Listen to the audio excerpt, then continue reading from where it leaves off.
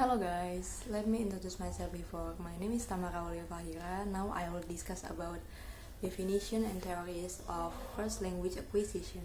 Then, what's first language acquisition? First language acquisition is process to learn the language everyone learns from birth or even before birth, when infants acquire their first language. And in developing children's language, there are 6 stages as the approaches of first language acquisition. There are cooing, babbling, holoplastic stage, the two-word stage, the dialographic stage, and the multi-word stage. The most well-known theory about language acquisition is nativist theory, which suggests that we are born with something in our genes that allow us to learn language.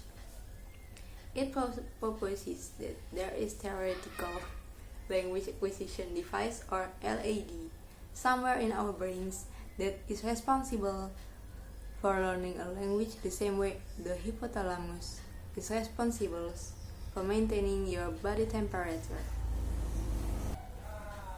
If language was partly biological, it could explain why humans seem to have far more complicated communication patterns than any other species.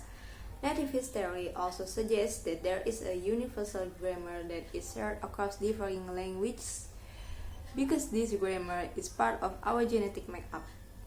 The majority of word languages have verbs and nouns, although this is not true in every instance, as well as similar ways to structure thoughts. Language is thought as having a finite amount of rules from which we can build an infinite amount of phrases, and the core of these rules is somehow programmed into our brains.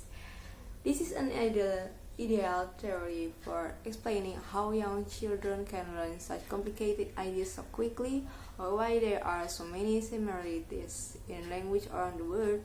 This theory is comparable to how we think of numbers. Regardless of cultural background, math always works the same way. Another way to look at language learning is to treat it like learning a new skill. The learning theory of language acquisition suggests that children learn a language much like they learn to tie their shoes or how to count, through repetition and reinforcement. When babies first learn to babble, parents and guardians smile, coo, and hook them for this behavior. As they grew older, children are praised for speaking properly and corrected when they misspeak. Thus, language arises from stimuli and stimuli response. While this is logical, it fails to explain how new words or phrases come about, since children are only parroting the things they have learned from others. The interactionist approach combines ideas from sociology and biology to explain how language is developed. According to this theory, children learn language out of a desire to communicate with the world around them. Language emerges from and is dependent upon social interaction. The interactionist approach claims that if our language ability develops out of a desire to communicate, then language is dependent upon whom we want to communicate with. This means the environment you grow up in will heavily affect how well and how quickly you learn to talk. For example, infants being raised by only their mother are more likely to learn the word mama and less likely to develop dada. Among the first words we learn are ways to demand attention or food.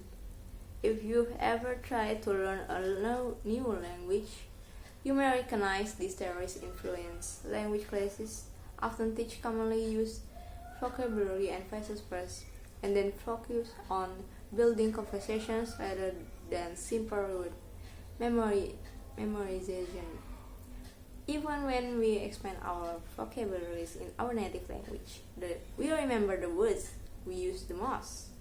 It's important to keep in mind that theories of language acquisition are just ideas created by researchers to explain their observation. Language acquisition is a complicated process influenced by genetics of an individual as well as the environment they live in. Okay, that's all from me. It's far from perfect, but thank you for watching.